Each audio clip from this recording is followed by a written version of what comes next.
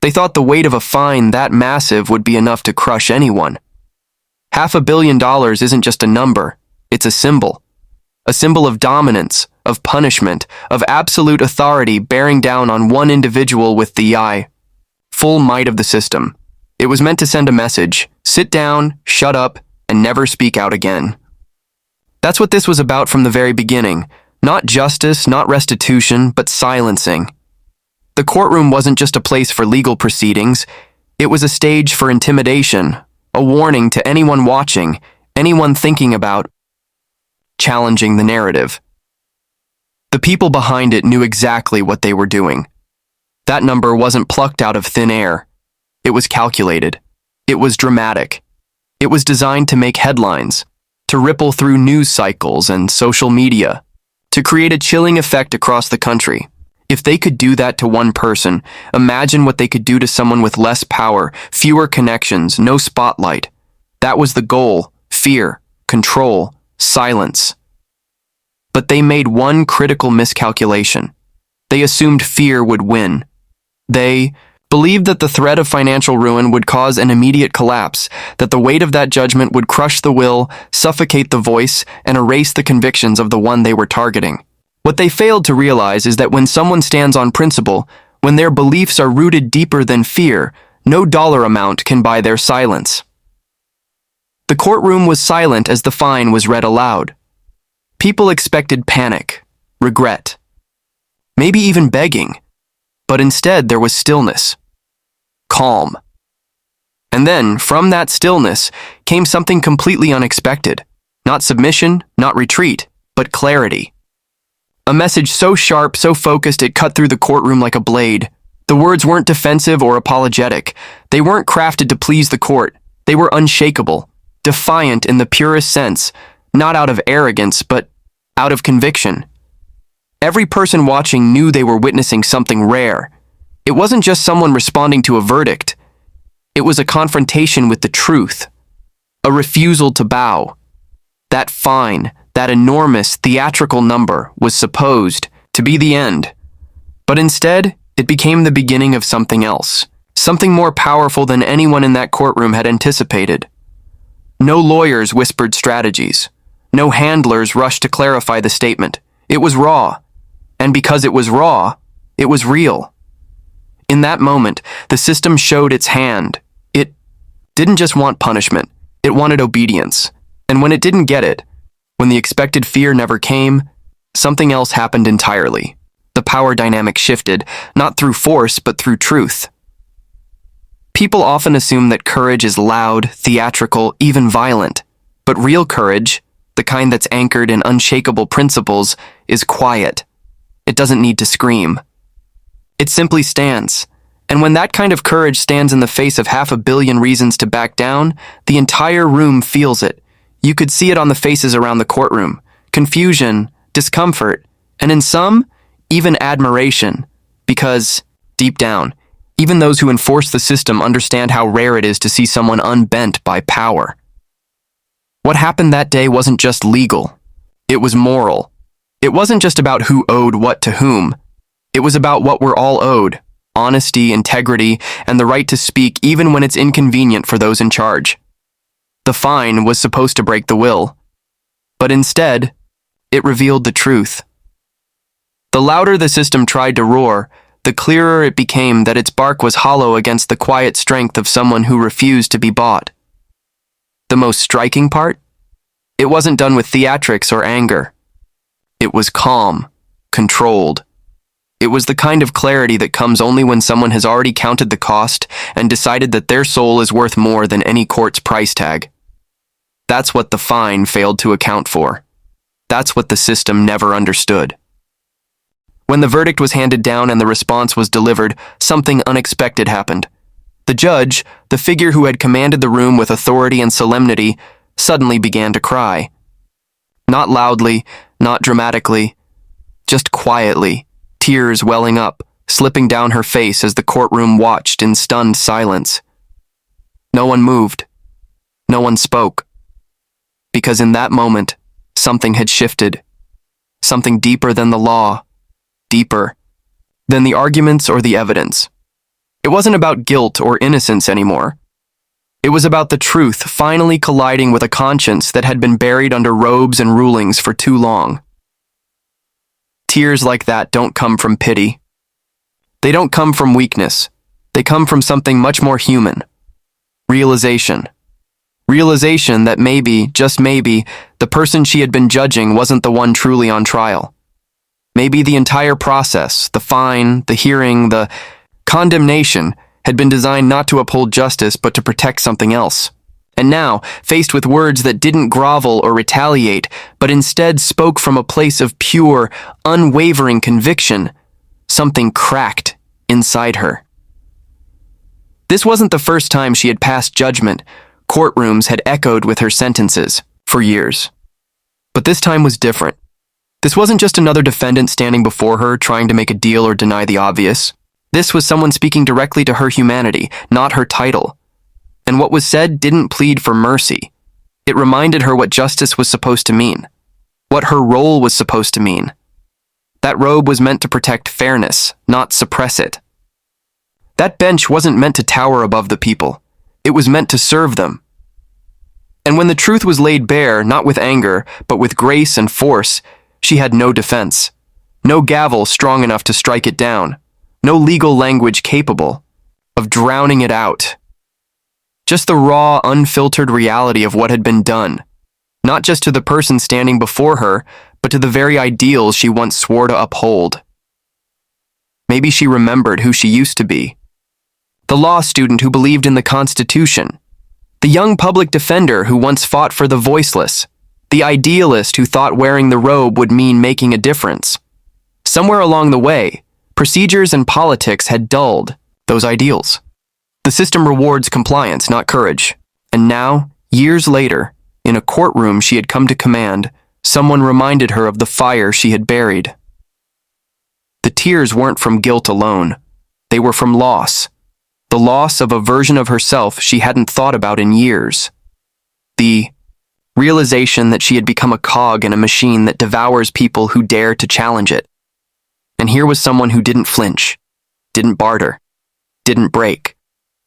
Just stood there steady and reminded her of everything she once believed in but had stopped fighting for. Judges don't cry easily. They're trained not to. Trained to separate emotion from fact, heart from law. But there are moments when those boundaries collapse, when truth hits so hard, so clean, it pierces through even the most reinforced barriers. And when that happens, there's nowhere to hide. No title, no bench, no legal procedure can stop it. You're just a human being, standing in the presence of something real. She didn't expect to feel what she felt. That day was supposed to go according to plan. She was supposed to issue the penalty, deliver the sentence, and move on to the next case. But she wasn't prepared for what came next. No one was. Because what was said didn't just challenge the decision, it revealed something about the very system she served. It exposed its flaws, its fear, its tendency to punish what it doesn't understand. And so, she cried. Not because she was defeated, not because she was weak, but because she was finally confronted with the truth she had been avoiding. The truth that justice isn't just about punishment, it's about fairness.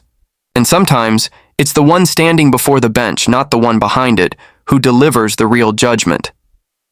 Most people would look at a $500 million fine as a death sentence. Financially, reputationally, emotionally, it's a blow meant to annihilate. It's the kind of judgment that doesn't just penalize, it aims to erase. The courtroom, heavy, with tension, expected the usual reaction. Panic, denial, or maybe even quiet acceptance. But none of that came. Instead, what emerged was something entirely different. Something that shifted the atmosphere and redefined what that moment was really about. That fine wasn't received as a punishment. It was accepted as a platform. Every word that followed wasn't just a defense, it was a declaration. It didn't beg for mercy or attempt to escape the judgment. It embraced the weight of it and used it. What was intended to break became the very thing that amplified a message the system never wanted heard. In that moment, the fine lost its power to shame or silence. it became a megaphone. You could feel it in the air. A change. The courtroom wasn't watching someone beg for leniency. They were witnessing someone transform a sentence into a stand. There was no theatrics, no shouting, just truth, laid out plainly, without apology. That truth carried more force than the judge's gavel, more impact than any legal citation. Because it wasn't about legal precedent, it was about moral clarity. And when moral clarity enters a room built on calculated procedures, it doesn't just echo, it thunders. The irony is that the system thought it had won. With that number, $500 million, they thought they'd delivered the final word. But instead, what they'd done was give a spotlight to someone ready to speak from the heart. Not with bitterness, but with purpose. And purpose is something that cannot be bought, buried, or burned out, not even by the most excessive fine imaginable. What followed wasn't a rant. It was measured, intentional. Every word was a choice, and that choice was to use the courtroom, the cameras, the transcripts, and the silence of those in attendance as a stage, not for pity, but for principle. The audience expected a man defeated. What they got was a person lit from within by something more powerful than anger, conviction. That's the kind of courage that's contagious. It doesn't scream for attention. It doesn't demand loyalty. It simply radiates something undeniable. And in that courtroom, it reminded everyone, especially those who'd grown numb to the rituals of law and order, why truth always matters more than control. The legal world is built to absorb dissent, to filter it, to dilute it. But sometimes, a moment comes along that's too sharp to be blurred, too real to be neutralized, and that moment arrived when the expected response never came, when, instead of submission, there was resolve. That fine became the fuel, the penalty became the platform, and the entire proceeding flipped on its head. Suddenly, the conversation wasn't about legality. It was about integrity. It wasn't about damages. It was about damage done to truth, to liberty, to the very idea that speaking out against corruption should come with a price tag. The courtroom, in trying to control the narrative, ended up creating a far more powerful one they couldn't edit, couldn't spin, couldn't silence. It was as if the person standing there had been preparing for this exact moment, not to escape it, but to expose it. And with just a few calm, deliberate words, did more than any press conference or interview ever could. They showed that truth doesn't always need protection. Sometimes it just needs a place to be heard, even if that place is the very hall built to suppress it. There was no anger in the delivery, only clarity. No retaliation, only revelation. That's what made it unforgettable. The fine was supposed to be a period. It became a megaphone. And when someone stands under the crushing weight of power and still speaks with grace and strength, that message doesn't just reach the courtroom. The number alone was staggering. It was meant to be. That fine was crafted not only to punish but to devastate, to serve as a towering warning to anyone who might dare to challenge the established order. It wasn't just about consequences. It was about crushing the will to resist, a signal to anyone watching, speak out, and this is what happens. The intention was clear, break the individual and bury the message. But something went wrong. The system made a critical mistake. It assumed it was dealing with someone who could be broken. In the silence that followed the announcement, many waited for the predictable. The collapse. The shame. The moment when fear overtakes resolve. But it didn't come. What came instead was something entirely unexpected. Not rage, not panic, but a quiet, unshakable composure. It was unsettling because it defied the script. The one they had prepared, the script where the power of the court would dominate, where the fine would reduce a voice to a whisper. Suddenly it didn't apply. What unfolded next wasn't loud or theatrical. It was still, deliberate, and impossible to ignore. A presence that spoke not just through words but through posture, tone, and conviction. A refusal to flinch, even under the weight of $500 million. It wasn't defiance for its own sake. It was the kind of calm born from deep certainty. And that certainty had power, a different kind of power, Not the kind that comes from institutions or rulings, but the kind that comes from truth, lived and spoken plainly. What the courtroom had hoped to accomplish, an example made, a spirit crushed, ended up backfiring in the most profound way. The person standing before them wasn't silenced. They were elevated, not because of the money at stake, but because of what they represented.